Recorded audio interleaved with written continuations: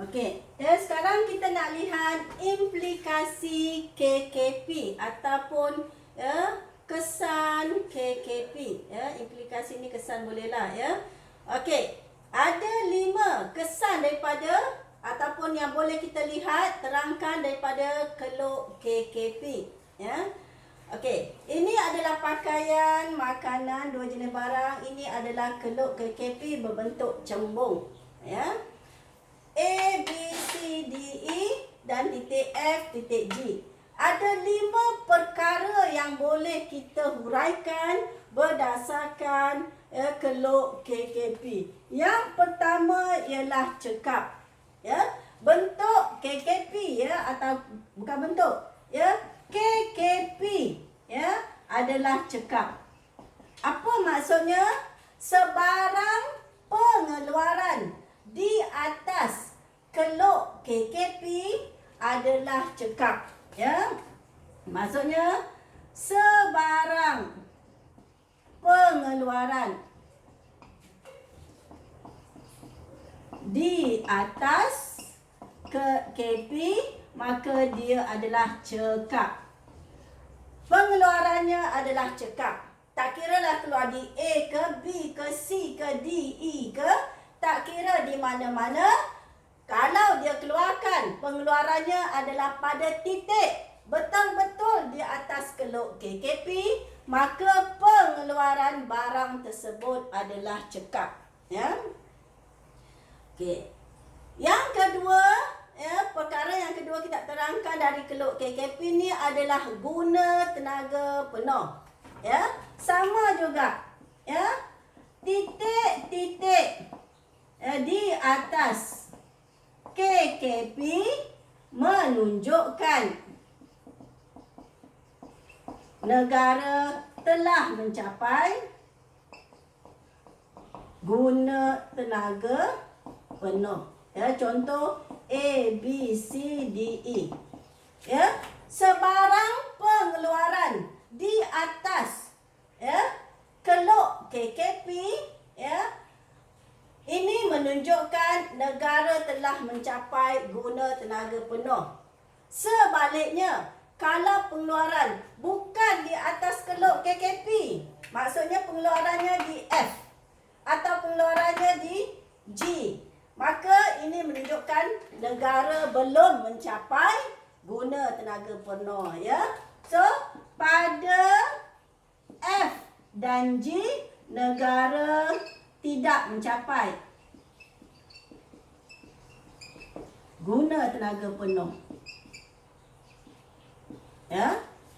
Jadi di sini apa pengeluaran negara mencapai guna tenaga penuh. Pada titik F, pada titik G, negara tidak mencapai guna tenaga penuh. Okey.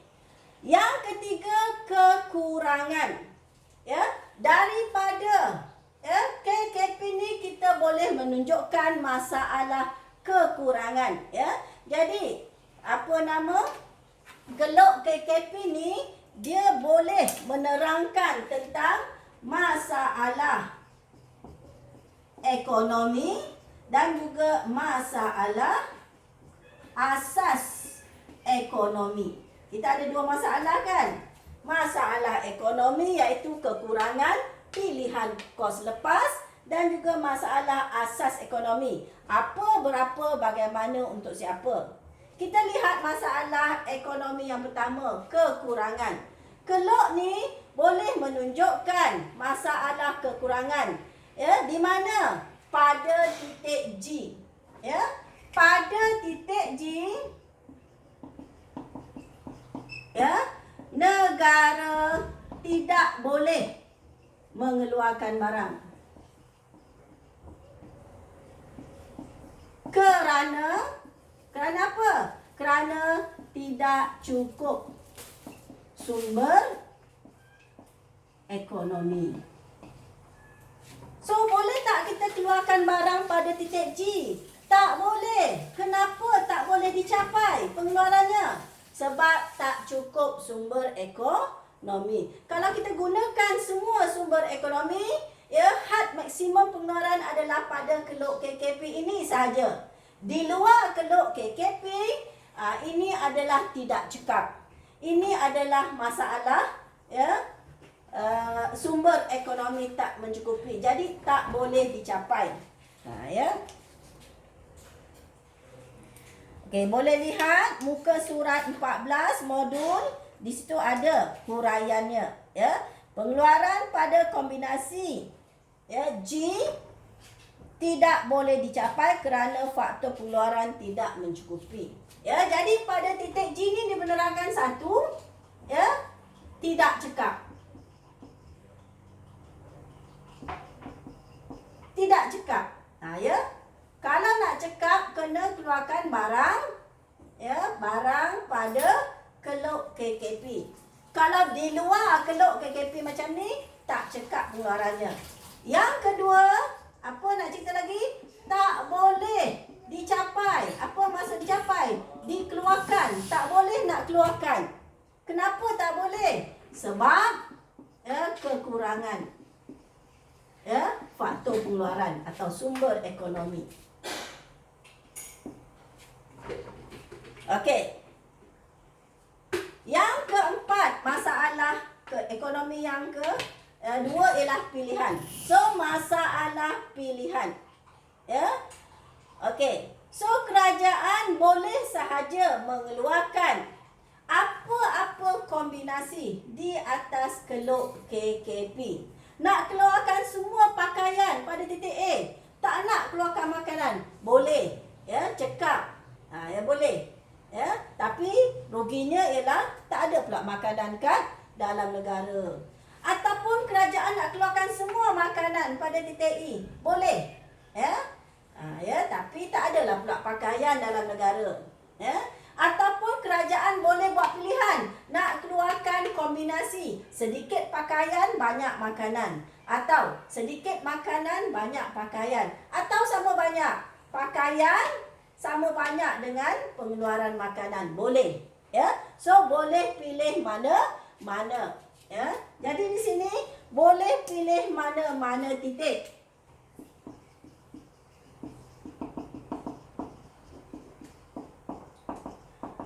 Di atas keluk KKP. Di atas keluk KKP boleh pilih mana-mana. Ya, sebab dia cekap. Ya. Tapi tak boleh pilih di dalam atau di luar. Sebab di dalam dengan di luar ni tidak cekap. Ya. Okey. Kemudian kos lepas. Masalah ekonomi iaitu masalah kos lepas. Bila kerajaan atau negara buat pilihan, maka wujud kos lepas. Ya, wujud kos lepas. Kos lepas ialah barang kedua terbaik yang terpaksa dilepaskan. Berapa banyak terpaksa dilepaskan, kita kena tolak dia. Ya. Okey. So, rumus untuk menghitung kos lepas, ya, pakaian, makanan. Contohnya kita tambah makanan. Ya, contoh di sini kos lepas makanan. Contohlah ya. Ya, kita nak tambahkan lagi makanan. Kita nak tambah pengeluaran makanan, ya. Daripada kosong, ya, kepada satu. Contohlah daripada kosong kepada satu. Ya. Jadi kalau kita tambah makanan, apa yang kita kena kurangkan? Pakaian. Jadi kos lepas bagi, ya, seunit makanan ialah pakaian. Jadi cara nak hitungnya adalah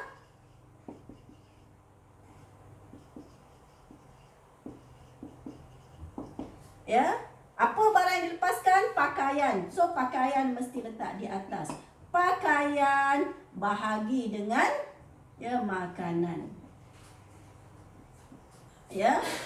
Jadi berapa ya yang baru kita tolak yang lama. So kita akan dapat negatif. Ya, contoh di sini ialah kos lepasnya ialah 1 unit. Ya, 1 unit. Jadi di sini kita tolakkan. Bila kita tolakkan yang baru tolak lama, kita akan dapat negatif. Contohnya negatif 1. Ya, kos lepasnya ialah negatif 1. Awak tak boleh tulis negatif, kena buang negatifnya. Ya, kos lepasnya adalah 1. Jadi nak elakkan kekeliruan, ada setengah buku tulis negatif, maka senang cerita yang besar tolak yang kecil. Ya, berapa banyak dia kurang, yang besar tolak yang kecil. So dapat dah angka, tak perlu negatif. Ya, sebab kalau ikut matematik, yang baru tolak yang lama. Ya, data baru tolak data lama. So mesti dapat negatif. Ya. Jadi kos lepas ialah barang kedua terbaik yang terpaksa dilepaskan. Okey. Kemudian implikasi yang keenam adalah pembaziran sumber ekonomi. Pembaziran sumber ekonomi. Yang mana menunjukkan pembaziran sumber ekonomi? Apa-apa pengeluaran di dalam keluk KKP seperti contoh titik F ini menunjukkan pembaziran ekonomi. Ya, pembaziran faktor pengeluaran, pembaziran sumber ekonomi. Ya. So pada titik jika keluarkan barang di dalam keluk KKP, di dalam macam titik F ni, maka berlaku pembaziran.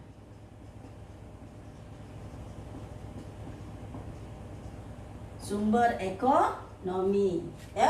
Patutnya kerajaan boleh keluarkan lebih banyak makanan, atau dengan faktor pengeluaran yang sama boleh keluarkan lebih banyak pakaian, tapi kerajaan atau negara keluarkan pada titik F. So berlaku pembaziran. Faktor pengeluaran tadi boleh digunakan untuk tambahkan makanan atau untuk tambahkan pakaian. Jadi ada 6 implikasi daripada keluk KKP. Bila anda nak ceritakan implikasi ni, mesti berikan contoh titik apa. Contoh cekap. Apa cekap? Semua titik di atas keluk KKP. Guna tenaga penuh. Semua titik di atas keluk KKP. Di luar tak cekap. Tidak mencapai guna tenaga penuh. Di dalam tidak cekap, tidak mencapai guna tenaga penuh. Bila cerita kekurangan, kena cerita yang G. Bila cerita pilihan, kombinasi mana nak pilih. Bila cerita kos lepas, kena hitung data tadi. Bila cerita pembaziran, titik F. So keluk KKP ni menerangkan masalah kekurangan pilihan kos lepas, iaitu masalah ekonomi. Macam mana pula dengan masalah asas ekonomi? Masalah asas ekonomi, apa barang nak dikeluarkan? Telah dijawab, iaitu pakaian dan makanan. Berapa banyak nak keluarkan? Pilihan kombinasi. Contohnya pilih A. Pilih A maksudnya berapa banyak pakaian? Kosong. Berapa banyak makanan? Berapa banyak makanan? Kosong. Berapa banyak pakaian? Katakan 30. Berapa banyak dikeluarkan? Boleh rujuk keluk KKP ni, skala dia. Okey, masalah bagaimana hendak dikeluarkan. Bagaimana hendak dikeluarkan tak boleh diterangkan oleh keluk KKP, sebab bagaimana barang hendak dikeluarkan ini berkaitan dengan teknik pengeluaran. Sama ada teknik intensif buruh atau teknik intensif modal. Masalah yang keempat iaitu untuk siapa barang dikeluarkan tidak dapat dijawab oleh keluk KKP. Sebab untuk siapa? Ini berdasarkan agihan pendapatan. Jadi keluk KKP hanya boleh menjawab apa barang dikeluarkan dan berapa banyak barang dikeluarkan.